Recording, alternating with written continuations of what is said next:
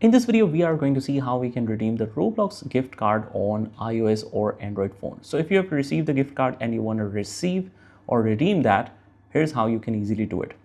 First of all, you cannot do it directly on the Roblox application, but you can easily do it on the mobile. What you need to do is just head over to your favorite browser and head over to roblox.com. And from here, we need to simply log in into our account. And then if you're using the desktop version, you can exit out of that desktop version because it can still work in the mobile version as well. So once we do that, you will click on the three lines again, and here you can get this option of buy gift cards. So basically it shows the option of buy gift cards, but you can redeem the coupons as well.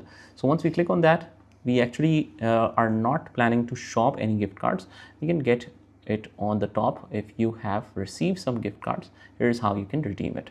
So there is a redeem option. We click on that, and whatever code you have received, you will simply enter it here and click on redeem.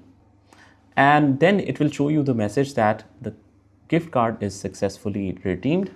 And after that, the Robux will be added to your account. So that's how you do it. I hope you found this video helpful. And if you did, hit the like button and subscribe to our channel. And I will see you in the next one.